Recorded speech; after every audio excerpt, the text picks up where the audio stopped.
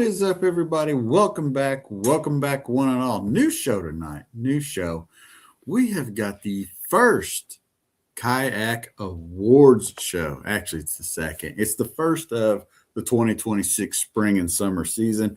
We did a trial run of this thing just a little bit ago when we was wrapping up the Indiana Fall Division. But kids, are we glad you're here? We are glad to have you. Tonight on the topic, we have got USA Bassin Kayak kickoff down at Watts Bar. We've got Jason Cassidy in the house. Yeah, what's up? He is the tournament director down there. He is our classic tournament director. He is the man about town. He's standing up over there. That's Peyton Manning in the corner for you folks at home that need to know. That's not a secondary cardboard cutout that Jason has of himself. That is Peyton Manning. Nobody be alarmed. I was alarmed. I'm not gonna lie. We are not that full of ourselves around here, Chad. I'm just saying. Folks at home, that is Peyton Manning. Oh, no, Lord. They're chiming in the comments already. But anyway, so Watts Bar, big tournament. It was a tournament that had a few different tournaments going on all at the same time. Tennessee Bass Nation was there. They were kind of the forefront leader in this, but USA Bassin was also there, kind of everybody working together down there in Tennessee. Since there is so many trails, all the clubs kind of joined up right there, got things going, and kicked off the season the right way. Yeah, absolutely. Watts Bar is a beautiful impoundment on the Tennessee River chain.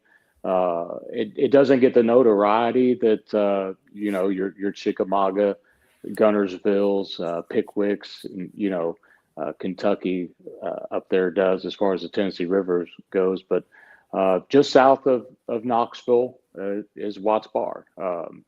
We were hosted out of Spring City with, like you mentioned, Tennessee Bass Nation, which always draws a good crowd, right? People are always like, why do you do the double dip, triple dip, quadruple dip? It's because, in our particular area, we do have some saturation, and we want to give anglers that opportunity to fish with us, fish with Tennessee Bass Nation, without, consuming every single weekend on the calendar, because that's really what it would run down to. You know what I'm saying? We'd be like, boom, you get a weekend, you get a weekend. I mean, we'd be tossing them out left and right, and we would just be strung out too thin. So, the directors, Steve-O, Jesse Clark, who puts on the TVKA, Mr. Daughtry, Watts Bar Kayak Anglers, Mr. Franklin, Tin Cat. We had 4 different groups get together and put on one big derb. It was pretty awesome. Yeah, and over the overall show out, why we had 16 as our total. 16 members came out and fished this event, so it was a good turnout as far as that goes. Yeah, 16. I mean, it's nothing to shake a stick at. We're still kind of in the growing stages. You always want to see more numbers than what you saw the previous year, and that's what we're doing. 16 gets us a nice little bump over that 15 to get into, so we could pay out 3 anglers, which we're going to get the opportunity to talk to our top 3 tonight. And we love to see new faces coming to the club. And the overwhelming story is, we want to fish that classic. I think people are really starting to see that buy-in, especially when Jordan took all the money last year. I mean, it's a really good return on investment. Fishing out of Lake Barkley, which we announced earlier this year, a phenomenal lake. Doesn't get all the flowers that Kentucky gets, but I'm here to tell you, it's kind of like a Watts Bar or a Nickajack, one of those little sneaky snake lakes that, it's got them. It's a phenomenal waterway that these anglers are definitely excited to qualify for this year to fish. Well, let's start off a little bit with this, man. The top 4 were really pretty close, and let's start with 4th place, Mark Davis out of Alabama. He come in, he had 80.25 inches, so that he was right there, but just in front of him was we're going to bring on Daniel Lyons, third place. He had 80.25 inches to take home on the day. Daniel, you brought home third. So let's introduce you to the crowd, number one, even though I just did. And Yeah, so Daniel Lyons, I live in Knoxville, Tennessee. And yeah, it was a great tournament. And I fish out of a Hobie PA 14. there you go. Yeah. In second place, we had 81.5 inches, and that went to Jamie Sexton. So let's bring Jamie on here. Hey, Jamie, how are you? Good. How y'all doing, guys? Good, man. So give the people a little background. You tell them where you're from, what kind of kayak you're fishing in. I live in Kingston, Tennessee. I actually live on Watts Bar, so I was a little disappointed I didn't do even better than this. But I fish out of a Hobie PA 14. There you go. And obviously, my co-host, Mr. Jason Cassidy, you went down there and snuck in yourself a win. Tournament director took home the top prize, 89.25 inches for the entire tournament, anchored with big fish 20.75. So that was also the big fish of the tournament for anybody that's watching. So that's kind of the down and dirty. But Jason, I'm gonna let you start breaking down the nuts and the bolts of how this thing went down with these guys. Yeah, and also just to add one more name to that list, Chris Hogan out of Kentucky came down to fish, and I want to give him a little bit of flowers. It's a pretty good little trip for him, and he did get a 5-fish limit, which it seemed like Watts Bar, and I'm sure Daniel and James will probably agree with. I'm really curious to see Mr. Sexton, since he lives up there. I'd like his opinion on how the lake fishes in general, but my experience is that it's either feast or famine. You know what I mean? You're either on it or you're riding the struggle bus. And the only other time I fished a tournament here was a Hobie Bass Open series. I think it's like 5 years ago. It was the same time of year. So that's all I had to go off of for pre-fishing or practice I just fished history. I knew there were fish in that area 5 years ago, similar weather conditions. It was chilly. So I figured, hey, what the heck, Watts Bar spreads out it gets pretty big. A lot of little rivers and sloughs, as they call them down here, that kind of run off in all directions. I'd just be running like a chicken with my head cut off. So me personally, I launched right there at the steam plant. It's where I fished 5 years ago, and it's where I fished this year. And I was blessed and lucky to stumble across some fish. But yeah, wanted to give Chris his flowers real quick, because he did get a 5-fish limit, which was tough. If you look down the leaderboard in all the tournaments, it looks like, it's either the haves or the have-nots. There wasn't a whole lot in the middle. If you had a limit and a halfway decent limit, there was a good chance you're going to walk home with a little folding money last weekend. So Yeah, it looked like there was only about 26 limits out of the 75 in the Tennessee Bass Nation. So it definitely was like you said, feast or famine. Yeah, we missed it by a few weeks, and that was it. 30-pound bags were being brought in a few weeks ago. Oh, Lord. Yeah. Well, I mean, I guess, go ahead, Chad. No, I'm just let's talk about the conditions a little bit. Maybe James, just talk about what changed in the pattern down there that maybe threw stuff off a little bit. Well, 2 days before, we had a monsoon come through, dumped a bunch of water on us. It had been cold the week before. We had some cold nights that actually hurt us. Before the cold nights come in, there's more fish up. I'd agree with that. So what kind of water temperature and whatnot were you guys looking at during that tournament? Mine started off about 50 and got up to about 52. Yeah, it was a little bit warmer. Mine was, I think, 57 at the end of the day. Yeah, I concur. And on Monday, a week ago, it was 49 degrees. Yes. 48. Oh, wow. Yeah, I don't know that steam plant actually puts out, if it's a warm water discharge for sure. But I mean, first thing in the morning, it was, 52, 53 degrees.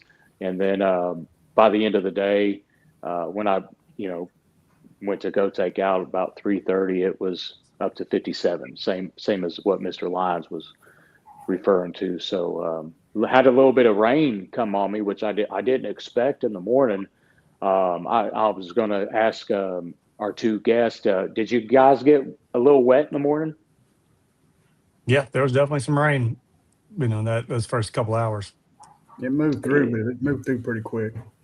Yeah, it wasn't like one of them, Forrest Gump, like rain coming up from the bottom type of stuff, but it was just enough to, give you the little goosies and a little chatter in the teeth. It's like, oh man, I wasn't ready for that. But as soon as it stopped and that sun came out, Lord, the wind picked up and the fish got to chewing for me pretty good.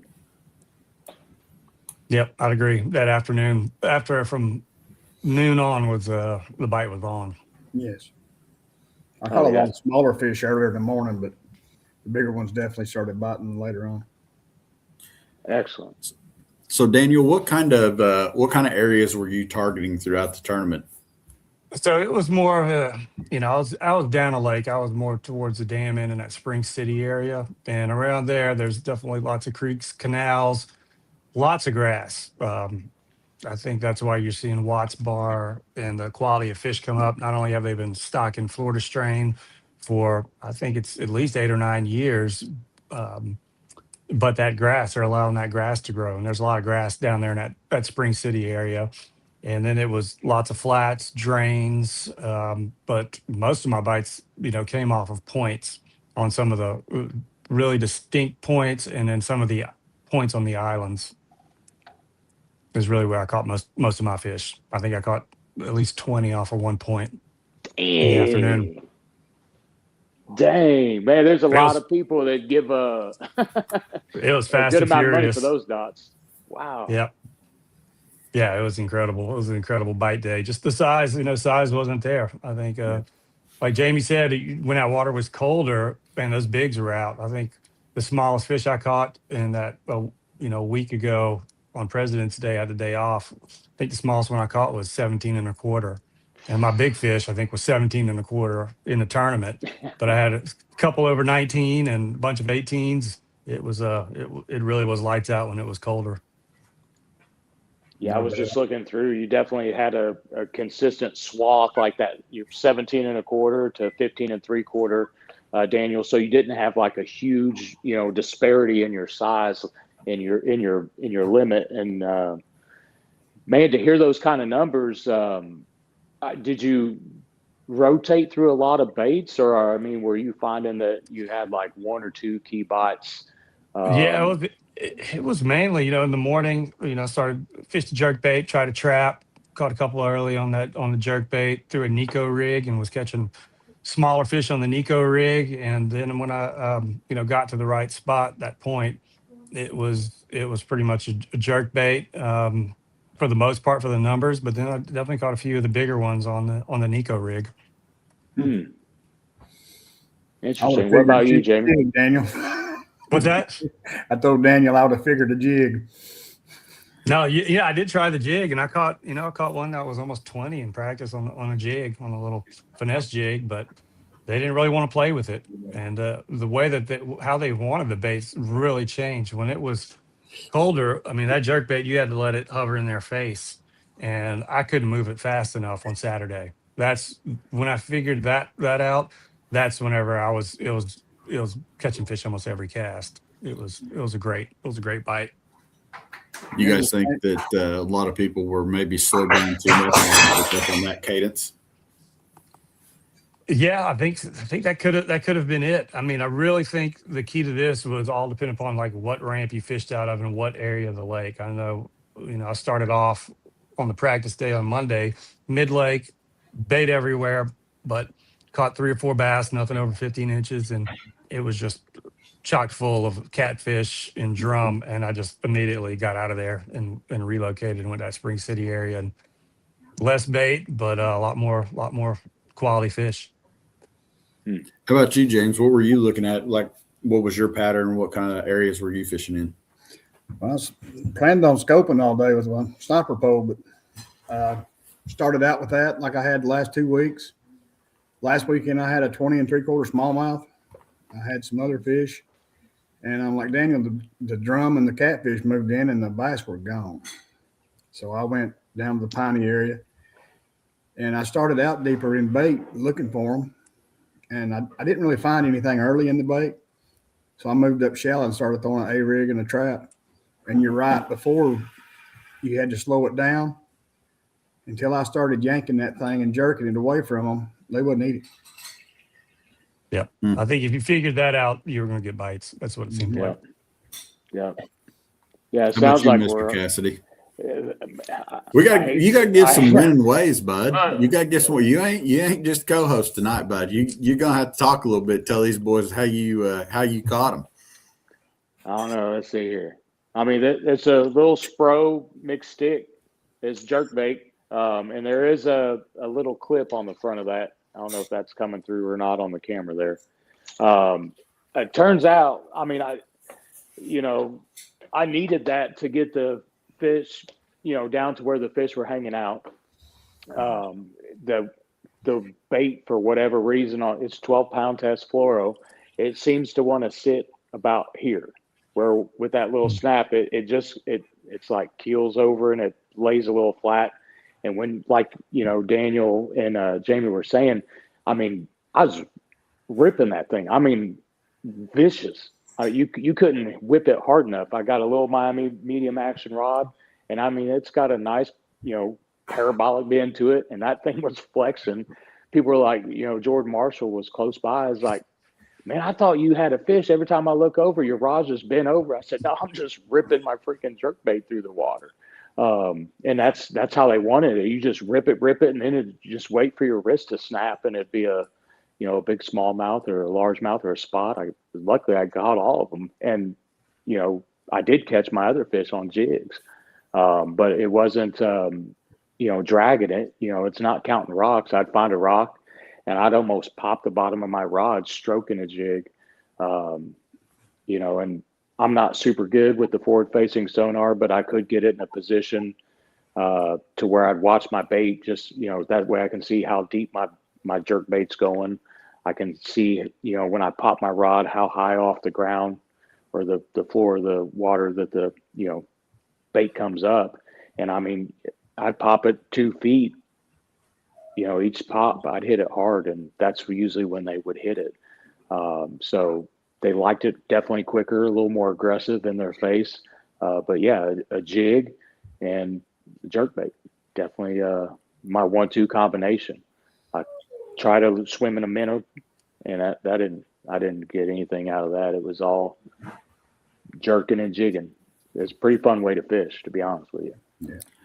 Now, going through a lot of the fish pictures as I have today, and actually a little bit on yesterday, noticing most of the fish that you guys were catching, they had good length, but it didn't seem like they had started to really fatten up completely yet. Like maybe they were just getting going. Do you guys feel like that maybe that weather triggered these fish to say, okay, now it's time to just gorge? Maybe it was the turning point as we move towards spring here. Yeah, it seemed like it. It seemed like they were a lot more aggressive wanting to chase. I mean, same thing with the Nico rig, like the other guys have said. I was almost stroking it off the bottom once the fish saw it to get them to react to it and eat it. If you just let it sit on the bottom, there was very few bites. But yeah, I think it. They spawn, a little bit later. They really wait for the water to come up on these TVA lakes, and so that usually doesn't start, for another month till they really raise it. So, but if the temperature gets warm enough, yeah, they're going to go ahead and spawn. But a lot of them are going to spawn throughout, back into March, all the way through April, is when you really get a lot of spawning action. There's some juice right there. Hey, for a guy that relocated to the TVA area, I mean, that's some good knowledge to have. I might have to keep that in my back pocket. Yeah, I had to learn fishing again. I moved from South Louisiana. I had never fished deeper than 8 foot. Yeah, I don't think you got a puddle deeper than 8 foot down there, do you? No, and you have no visibility. So I had to relearn everything about bass fishing when I moved to Tennessee. Hey, cool. You're good. You can give me some info on Caddo. I fish there. We stopped at Toledo Bend. That's as far as we would go. Yeah. No, So what they you know get about Sakalei there, Mr. That's Lion? right. That is Yeah. that's what I call them. I have to Yeah. change what I call them whenever I'm talking to anybody from up here. They're still Sakale to me, at least in my Sakalei. brain.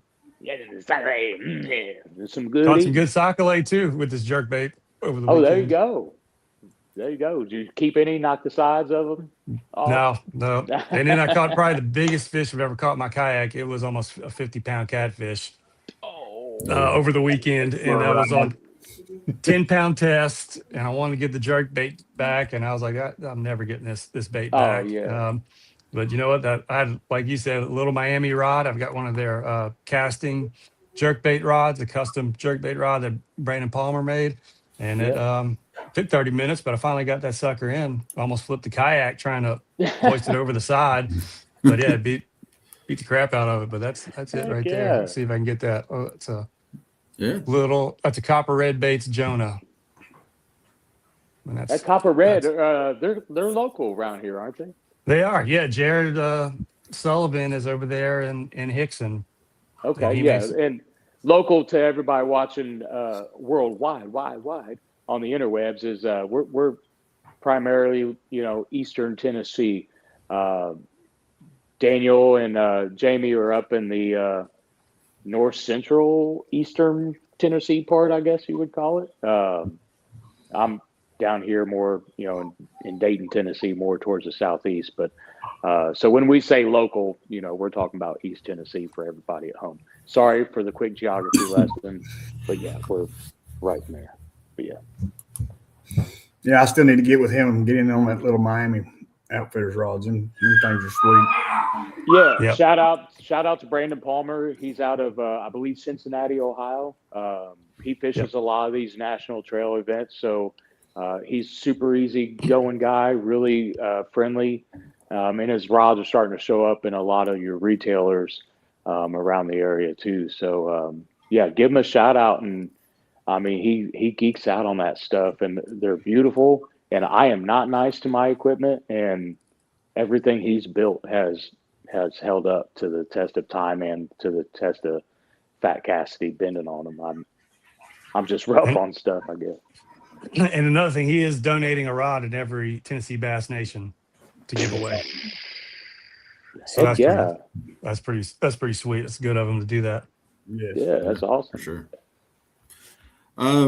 So Jason, you talked about Jordan Marshall last year's USA Bassin national champion being in your area, but how busy was the area around you guys? I mean, obviously there was quite a few dudes out there fishing. So did you guys have a lot of traffic in your neighborhood, or was you pretty by yourself?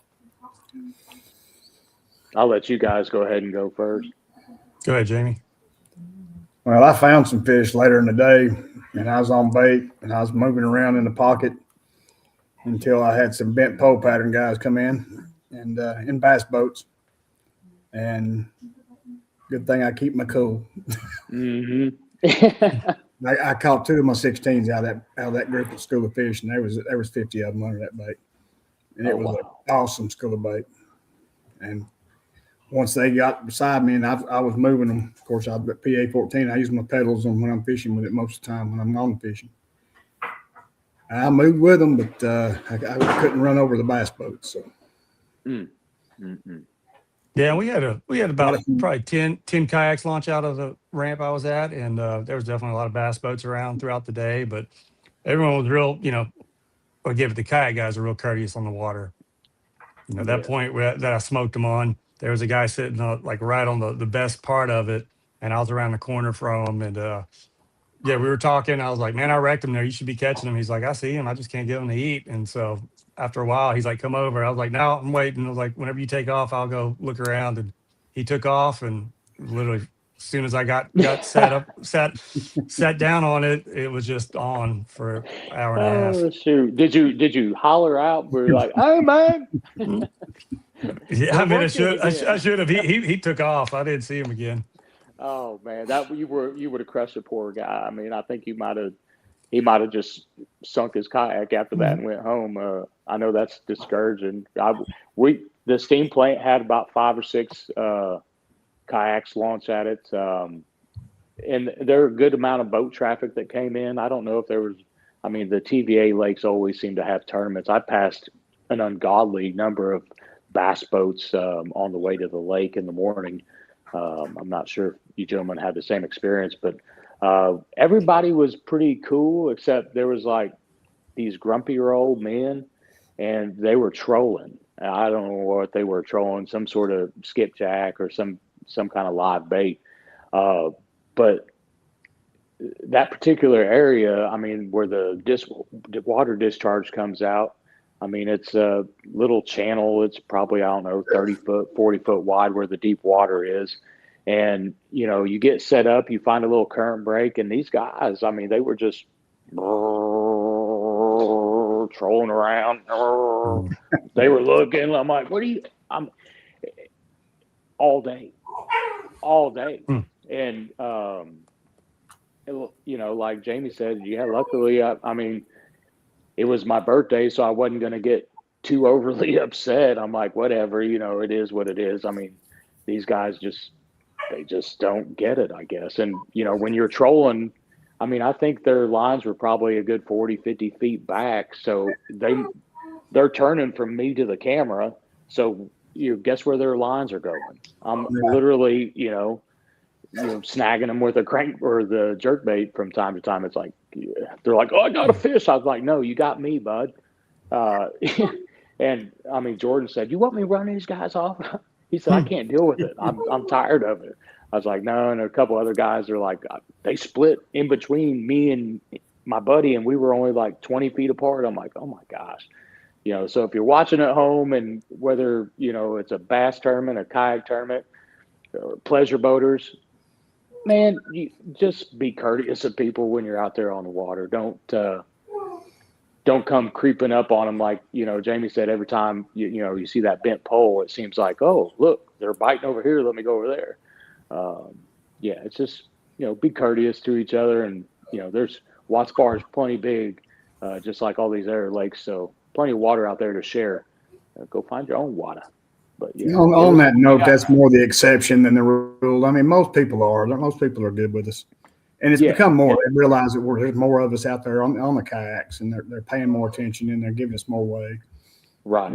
I definitely agree with that. There's definitely a growing respect, I guess, you know, for the plastic boats, where before they kind of felt like maybe they had more right of way because of you know, they had more money invested in it. Now I'm sure you could just watch a reel or two online and realize some of these cats got stupid money in their kayaks, running out there. But no, yeah, it definitely seems like people and those older guys, I mean, they were super nice. I mean, they were just out being old guys, having a time trolling around. They probably didn't think they were doing anything too wrong. So, JC, question for you.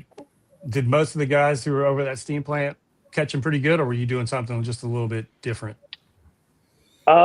Jordan didn't get on much. A couple of the other guys, I mean, they caught limits, but nothing of any size. I did find that you had to move around a little bit.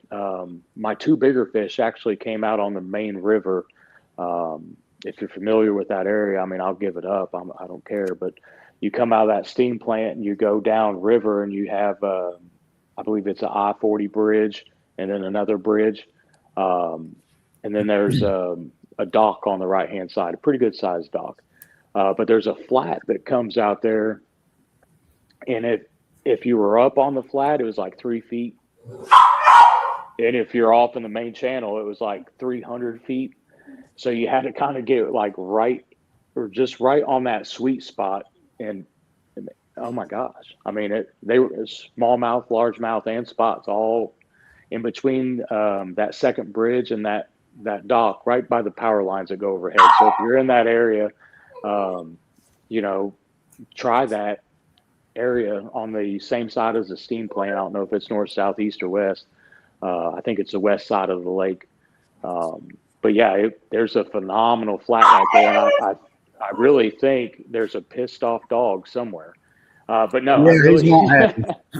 I think those fish get up on that and and spawn.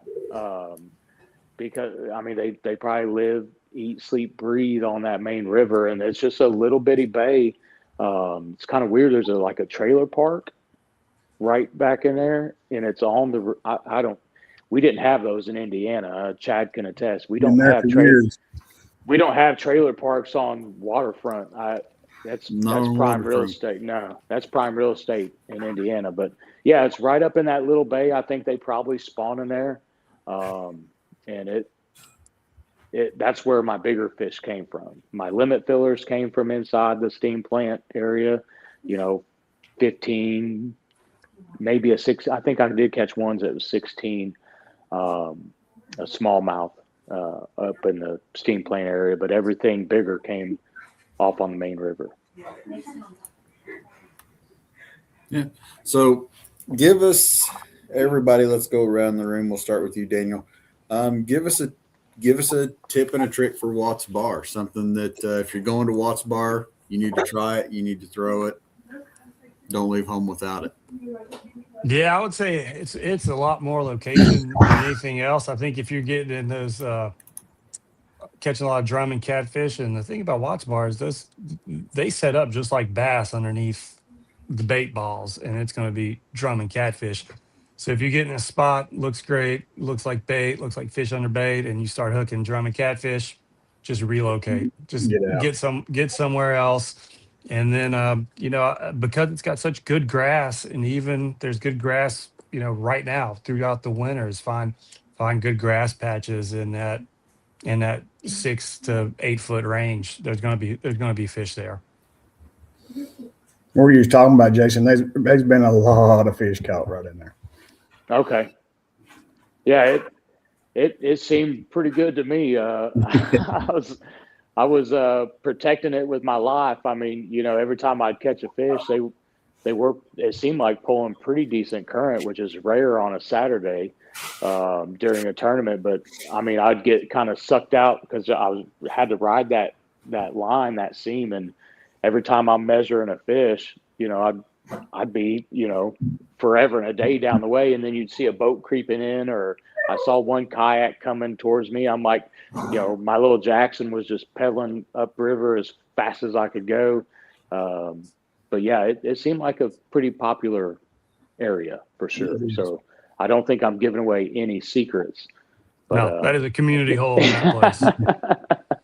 And I'm part of the community. You know what I'm saying? That's right.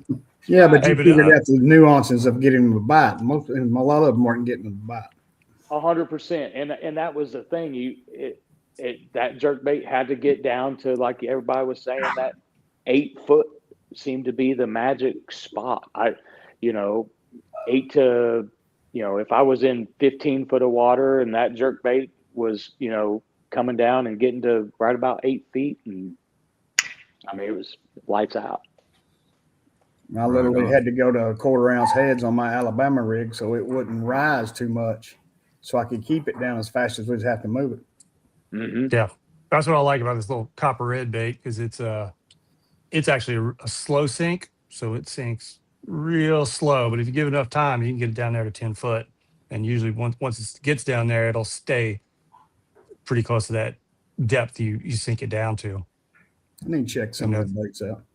There's times whenever they want something standing still, and if that's the occasion, then I'll probably be throwing a mega bass 110, +1 or +2, because it will lock and stay and hover at the same. But when they want something moving faster, that's when that copper red really shines. Nice.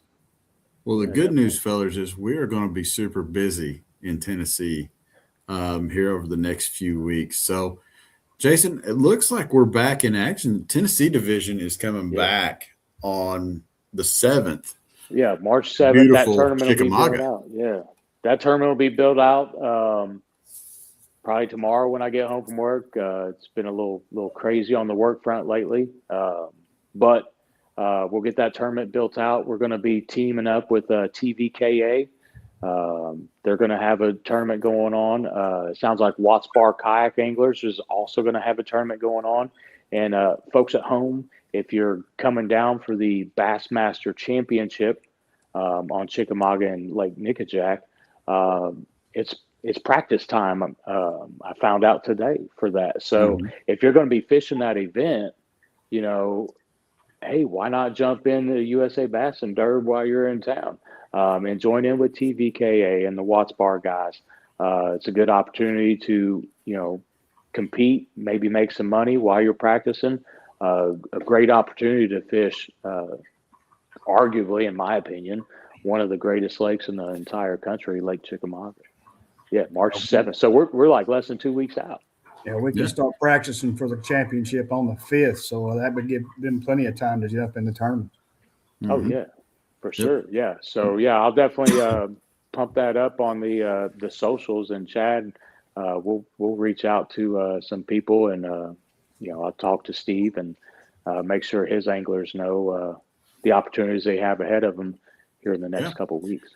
And if you want to go to Chickamauga and you want to hang out in Tennessee for a few days, you can turn around on the 14th and you can head up to Dale Hollow. We're going to be at Dale Hollow. The Kentucky division is kicking off at Dale Hollow on 3/14. So a busy couple weeks at home on Tennessee's waters, and to end the month in Tennessee, it looks like you guys are going to be right back at it at Nickajack on the 21st. Yeah. So it's bing bang boom for USA Bassin in the great state of Tennessee. Yeah, man, it's the best time of the year to be fishing, before all the pleasure boaters get out there and start, beating and banging in the coves. It's a great time of year. Fish are in the mood, you know what I'm saying? Wink, wink. So you can catch them any way you want, pre-spawn, post-spawn, in the spawn. It's a great time to be LIVing on Tennessee lakes. It's exciting, and super excited to see all these new faces out there on the water. Yeah, and Tin Cat, the local Knoxville club, will be on Dale Hollow the 14th as well. So, Boom, boom. so yeah, I think a lot of those It's guys will busy. be fishing the USA Bassin as well. I know I will. Yeah, heck Yep. yeah. And for the awards for Kentucky, I know Tin Cat, they're going down to Livingston for the awards. So if you guys double dip, we are going to stick with this format for the live award show for Kentucky. So we'll have all the anglers on this show just like we do. That'll give everybody that wants to go to Livingston a chance to go to Livingston. We're not going to interfere with that because that is a heck of a drive for the Kentucky guys. Yep. And for the Tennessee guys, if they want to go to Livingston, that's their home area. So we're gonna do it like that. But man, Jason, you could walk away in the next three or 4 weeks completely qualified for the USA Bassin Classic on Barkley. 100%, 250 points. That's pretty much if you catch a fish in each one of those. If you fish 3 tournaments, you catch a fish.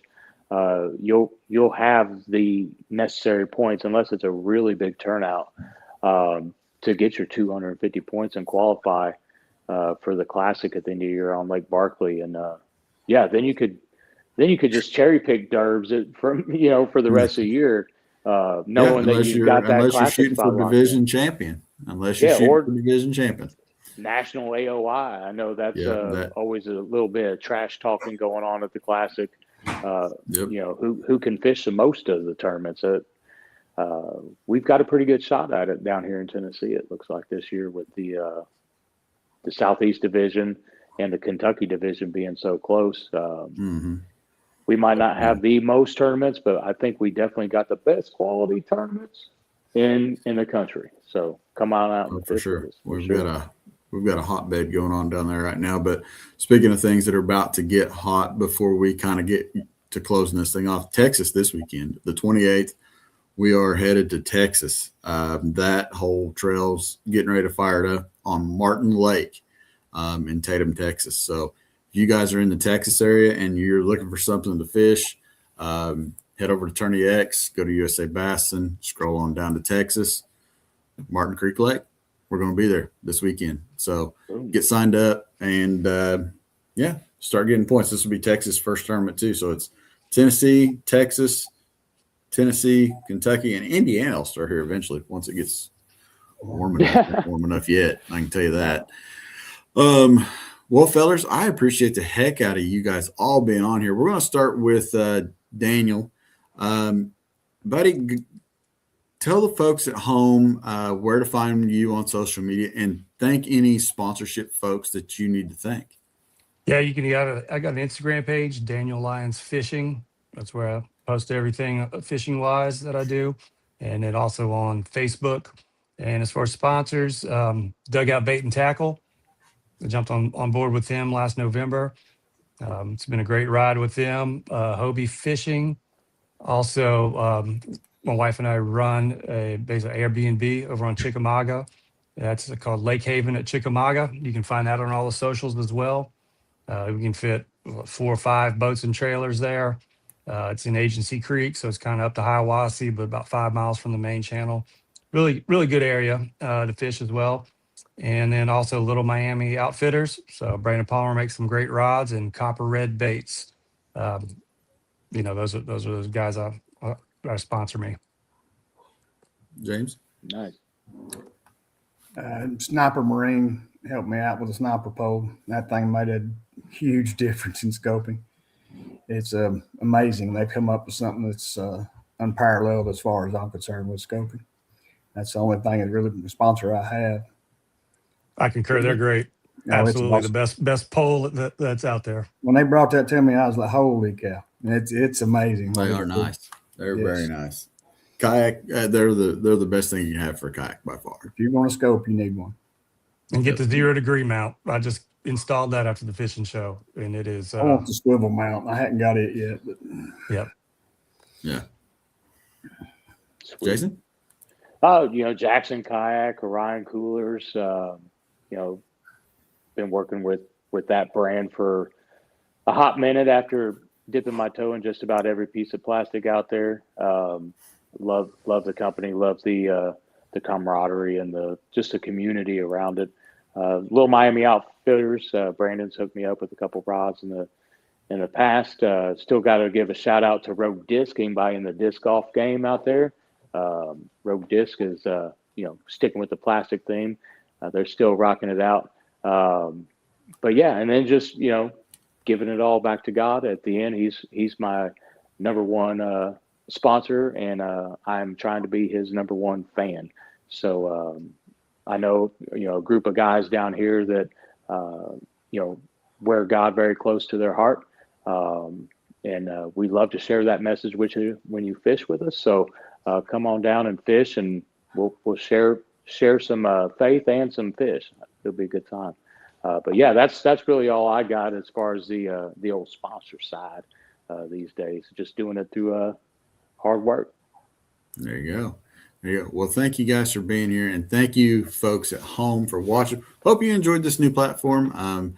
It's going to be fun as we move throughout the season to bring all the different winners from all the different trails, especially as we start getting multiple tournaments going on at the same time. So it's going to be fun. It's going to be unique.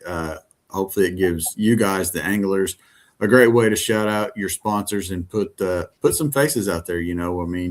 Taking it a little bit beyond the boat ramp and trying to do something different for the folks at home that maybe aren't as, connected to the site, or maybe they had to leave the tournament early. And it's just a good way to see it, promote the trail, promote the anglers along with it. So thank you guys for watching. We will be back here, Jason and I, with 3 new winners on Monday night from the great state of Texas. So we will see you guys on Monday. Good night, everybody. No.